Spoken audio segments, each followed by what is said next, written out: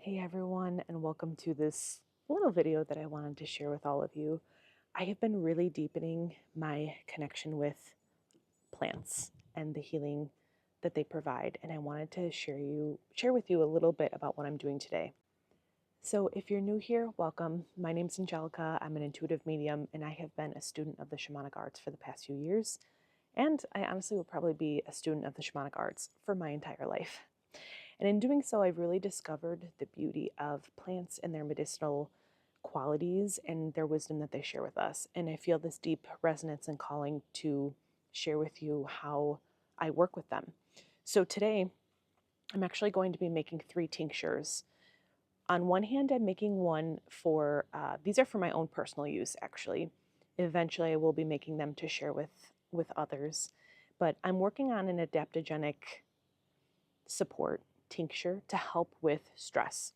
Lately, I've been going through some really beautiful healing, but it's pretty deep. And as a lot of you know, when we're doing a lot of emotional healing, it can really disrupt and dysregulate the nervous system and really take a toll on it. So I'm really working on bringing my stress levels down, supporting the nervous system.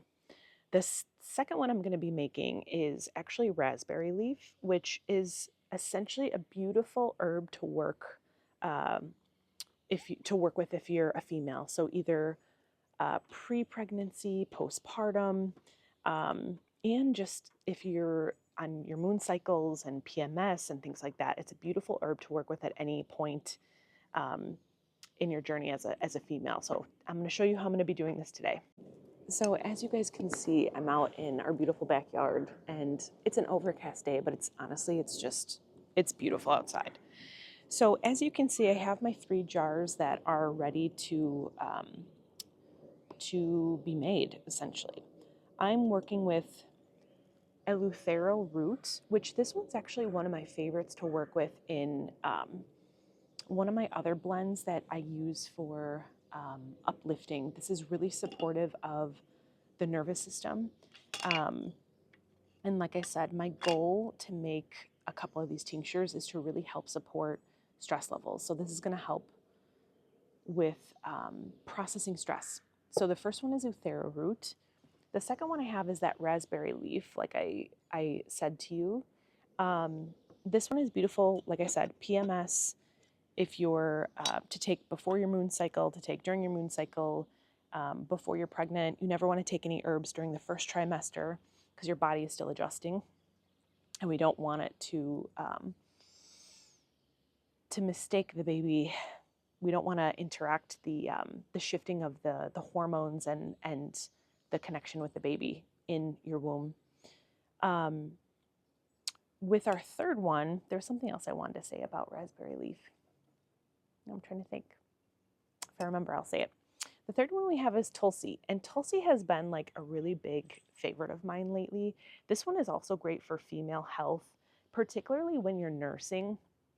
It actually, while this one, I'm using this as an adaptogenic herb to support stress levels, this is actually great for lactation. It helps to keep,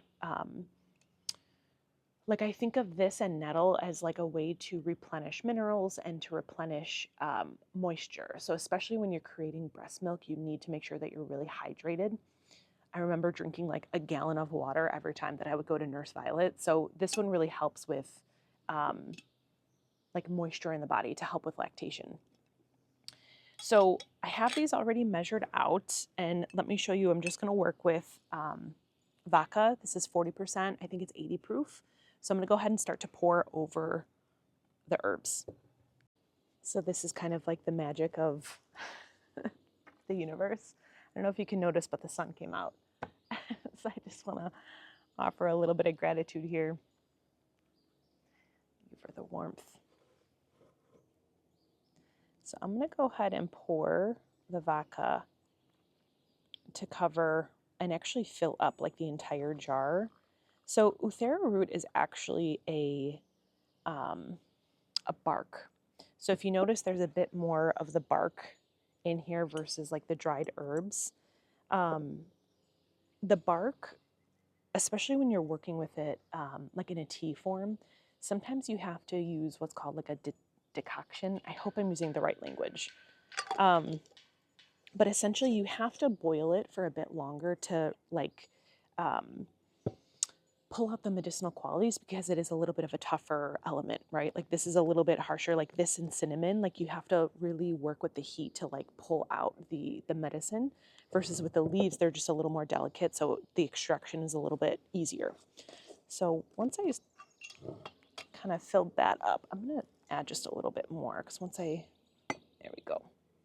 So with these, apparently this can expand a little bit, the athero root. So I have to keep an eye on it within the next day or two to see if it expands and actually like comes out of the jar. Then I have to switch it to a bigger jar. So that's where we're at with this one. All right, so I'm gonna go ahead and fill up this last one here, the Tulsi.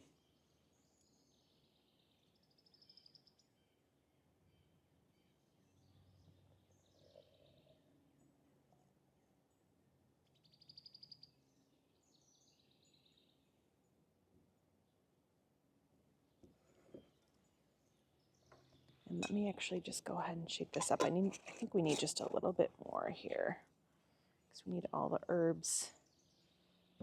Yeah, we're gonna do a smidge more. All right, let's see if this is any better.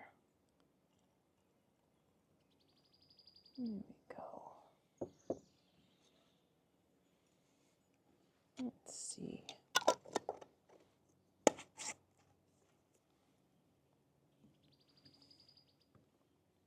Still feel like I'm gonna top that one off a little bit here. There we go, you guys. We have the 3. I'll be checking on these over the next couple of days just to see how they're doing.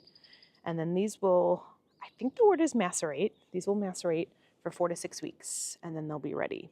So once these are done macerating, that's when I'll actually mix them into the tincture form. So like if I'm blending different herbs together, then I'll work with different ratios and different amounts to create the like precise tincture that I'm actually looking for. So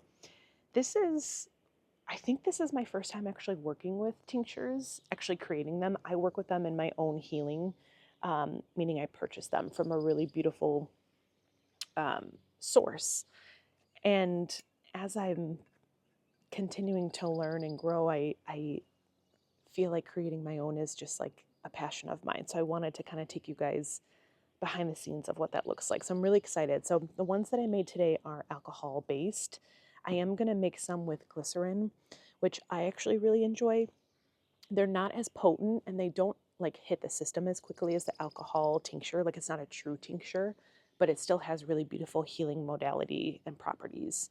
But with the alcohol tinctures, it actually like goes directly into the blood system.